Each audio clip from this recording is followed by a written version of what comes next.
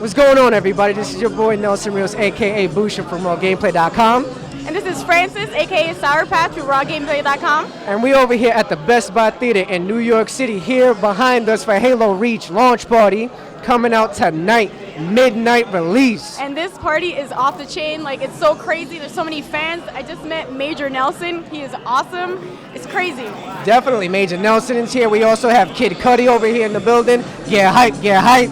So, we are here to do the Halo Reach review for you guys, all you Raw Gameplay fans out there. I'm so excited. So, this is like, oh. So this is the most anticipated game coming out this year. Yeah. We are going to give you the full coverage. We're going to give you the story, gameplay, controls, visuals, the whole shebang. Going to get it popping. So would you like to tell us about the story, Francis, and hit it off? So this story starts off, it's a prequel to Halo Combat Evolved, and you start off as Noble, team member number 6. Basically, you're joining the team because one of them was, fallen soldier. So you're basically joining Noble team, and you're Noble Team 6, and you're investigating what's going on Reach. Right now, there's no Covenant. We don't know anything about that, so it's just a regular routine check. There's no communications in one of the sections of Reach, and they're just gonna go check it out. That's right, that's right. You know, that's a little bit brief of the story, but added on to that, do you know how many people is in the Noble team? Yeah, 6. Okay, there's 6 people in the Noble team. You do not know the main character's name. Of course, it's just a protagonist. That's just your character, so you can call him whatever the hell you want. But it don't matter because it's Halo anyways. So let's talk about a little bit more in depth of the story, though. Let's talk about how they came on the planet and they found these rebels there just standing there. You know, they seemed a little bit confused because, you know, the Spartans expected something else. But then later on, they find out the rebels was not the problem. Yeah, because there's a civil war going on. That's also in the backstory. But they really, really emphasize that it's not the rebels. And this is the reason why this game happens, because it's the Covenant. This is the first time they meet the Covenant. That's right. This is the first time, you know, it's on an inhabited planet. Apparently, you know, they're just checking it out, seeing what's going on. Next thing you know, they find the Covenant, you find the elites roaming around, grunts, jackals, everything. New body armor, old-fashioned look. Game is, oh my god. And Reach is so important because once Reach falls, that is, it's done because Earth is next. So that's why this game is so important to the Halo series. Definitely. It's definitely an important part of the series. Like you all know, this is a prequel before Halo Combat Evolved. If any of y'all that read the books out there, go check it out. Really, really, really good book. So, let's talk about the visuals of the game. I saw dramatic visuals in the game. You're looking at from the landscape, you see the moon structure, you see the Halo ring, the whole thing. Even your Noble team, very detailed with the skulls and the female. Oh my god. Yeah. Stunning. A lot of the cutscenes are not just cutscenes. You're in the cutscenes. Like, you're looking from Noble teams, like their vision.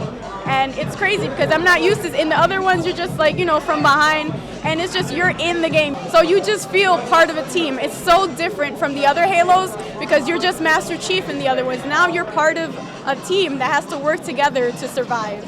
Definitely, you know, you have your heavy arms man, which is big ass Gatling gun, roaming around, stepping around. The protagonist, of course, holds any weapon.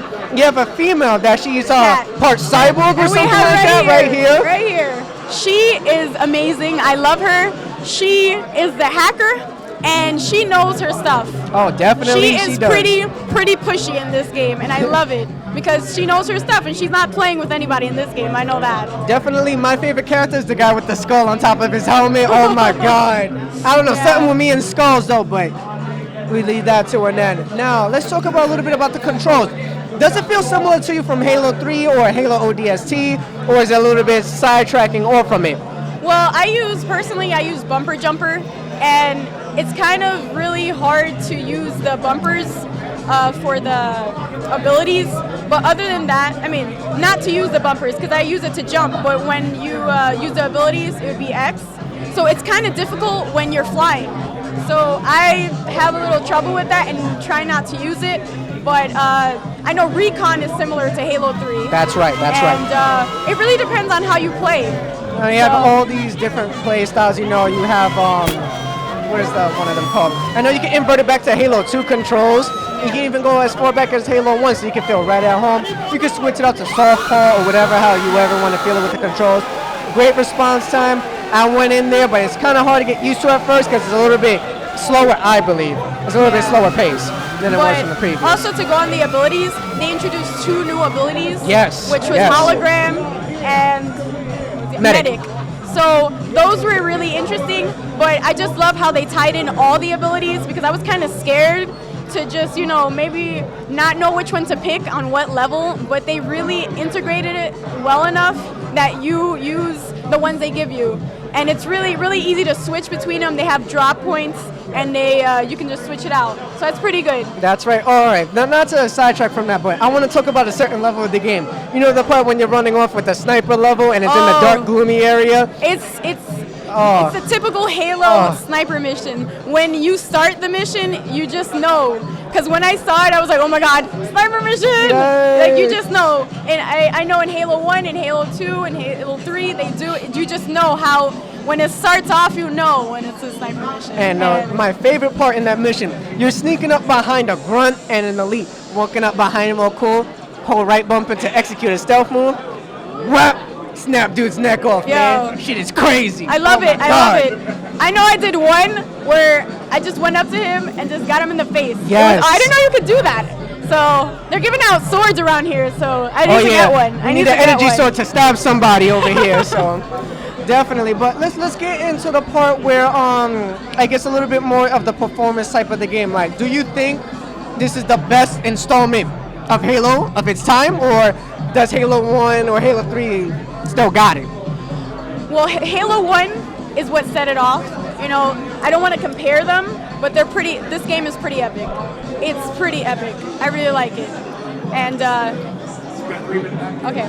So it's pretty epic, and I think it could be the best because it's all the levels are so. I keep saying epic. It just is. It's like so many Covenant. You're going as a team, and it just works. I love it. All right, but not to speed up time, but let's just talk a little bit about the multiplayer as far as how much we know about the multiplayer. Of course, you have all your game types. You also have Firefight, which they brought back from Halo. That's something really interesting that I love, that you can actually play online with your friends instead of just, you can play with more than just friends, because before it was just 4 friends. That's but if right. you didn't have 4 friends online to play ODST, now you can just pick 4 randoms. And that's awesome, because sometimes I wanted to play and I had to play by myself. So. Yeah, definitely. But the thing what I like about multiplayer now, not only do you have to play the same original 8 maps that's installed on the game, but you got Forge 2.0. Yes. I get to make my own map. I get to put me in the middle of the mountain and just fall off endlessly. That's my game type. Falling off. Best thing ever. But, yeah, so just watch out for our next review. We're going to do our multiplayer. We're going to do another review on the multiplayer itself because we need to go over that. Definitely, but almost because we have not that much time left over. Yeah. We're giving a special prize away for a fan out there, for y'all Role Gameplay fans online. Now, we need to come up with a hard question, something that the fans need to work for so they can go get their game. You have any ideas what we can tell them? Yes. Damn it. What was the question? Hold on. Wait. Hold on 1 second. We're going to get a little question note right here. Pick any question. Okay. Alrighty. Okay. Got it? Okay. Okay, go. So before the Human Covenant War, what group was the UNSC fighting against? Repeat the question again for people that don't understand. That's too funny. Okay, so before the Covenant Human War, what was the group that the UNSC was fighting against? Answer this question.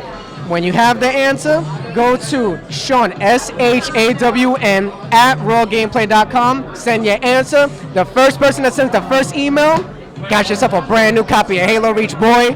All right, seems like we're getting a little wrap-up time here. This is your boy Nelson Rios, a.k.a. Bushin. And this is Francis, a.k.a. Sour Patch, at RawGameplay.com. And we're over here at Best Buy. Woo, babe!